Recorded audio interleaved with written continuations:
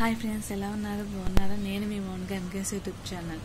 ఈరోజు మనం పరమానంద శిష్యుల గారి స్టోరీ తెలుసుకుందామా ఫ్రెండ్స్? పరమానంద శిష్యులు మీకోసం కథ వెతికి రాసుకొని మంచిగా రోజు చెప్పాలని చెప్పి రాసుకున్నాను. నచ్చితే లైక్ చేయండి, షేర్ చేయండి, సబ్స్క్రైబ్ చేయండి ఫ్రెండ్స్. ప్లీజ్ సబ్స్క్రైబ్ చేయండి. తెలివి తక్కువతనానికి మరో పేరు పరమానంద శిష్యులు. మూర్ఖత్వానికి మరో పేరు పరమానంద శిష్యులు. ఆ శిష్యులు చేసే తెలివి తక్కువ పనులు నవ్వు తెప్పిస్తాయి. ఆ శిష్యులు ఆడే మాటలు వినేవాడికి హాస్యంగా తోస్తాయి. పరమానంద శిష్యులు చేష్టలు పక్కపక్క నవ్విస్తాయి. గురువుగారు పరమానందం వారి శిష్యులు కనుక పరమానంద శిష్యులు ఒక గురువుగారు 12 మంది శిష్యులు అంతా కలిసి హాస్యం హాస్యం అని నవ్విస్తూ ఉంటాయి. గురువుగారి విందు భోజనానికి వస్తుంటే శిష్యులందరూ ఏం చేస్తారో తెలుసుకుందాం. ఓకేనా ఫ్రెండ్స్?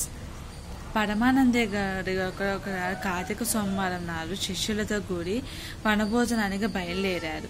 వంటలు చేయడానికి శిష్యులను పురమాయించారు. శిష్యులతో పెద్దవారు ఎవరికి పురమాయించవలసిన పనులు వారికి చెప్పి చేయమన్నారు.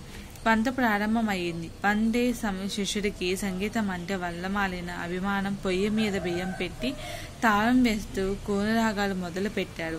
ఇంతలో అన్నం ఉడుకు పెట్టడం ప్రారంభించింది. ఓహో, కుందగూడ మంది తలయుక్తంగా రాగాలు తీస్తుందే, మనకంటూ వంటగా సంగతి మర్చిపోయారు అని అంటుంది. గుడగుడ శబ్దం వాటిని తాళాలని కంది రావడం లేదు. కోపం వచ్చేసింది. నెమ్మదిగా చెప్పి చూశాడు. తాళం తప్పుతోంది అని ఆయన శబ్దం అలానే వస్తుంది.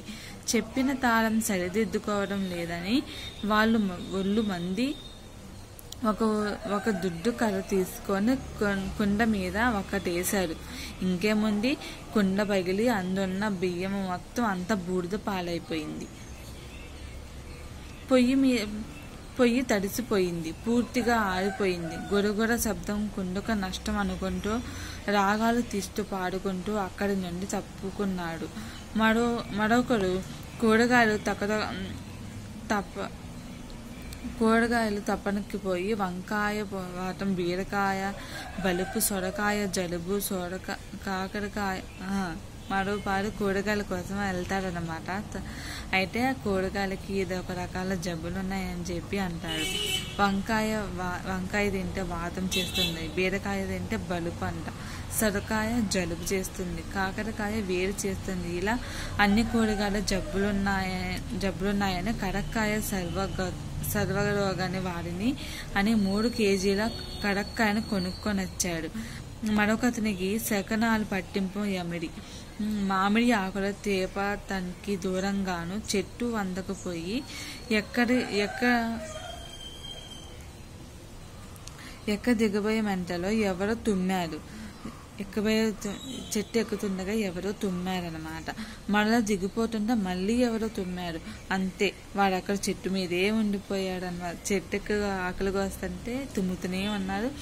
మళ్ళీ దిగటానికి వేస్తున్నాను, మళ్ళీ తుమ్ముతూనే ఉంటారు. అంటే ఇంకా చీకటి పడినాక వాడు అక్కడే ఉండిపోవాల్సి వచ్చిందనమాట.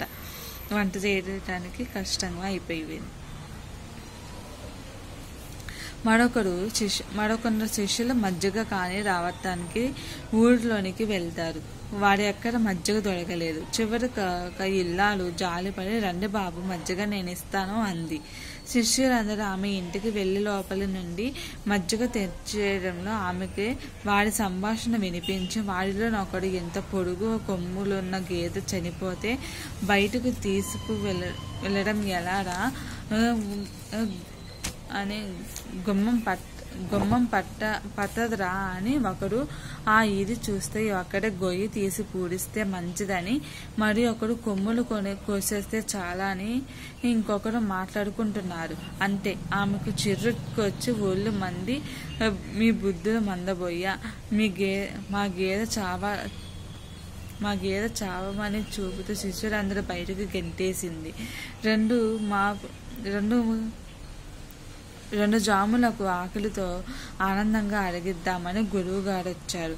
ఇంకేముంది, అందరూ దిగాలతో కూర్చున్నారు. భార్య సమేతంగా విందు భోజనాన్ని అడిగిద్దామని వచ్చిన గురువు గారి పరిస్థితి అయోమయంలో పడిపోయింది. నచ్చితే లైక్ చేయండి, షేర్ చేయండి, సబ్స్క్రైబ్ చేయండి ఫ్రెండ్స్. మరొక వీడియోలో ఇంకో రామయ్య దయ్యం అనే గురించి తెలుసుకుందాం. ఓకేనా ఫ్రెండ్స్? పరమానంద శిష్యులు చాలా బాగుంటుంది, వినండి, సబ్స్క్రైబ్ చేయండి ప్లీజ్.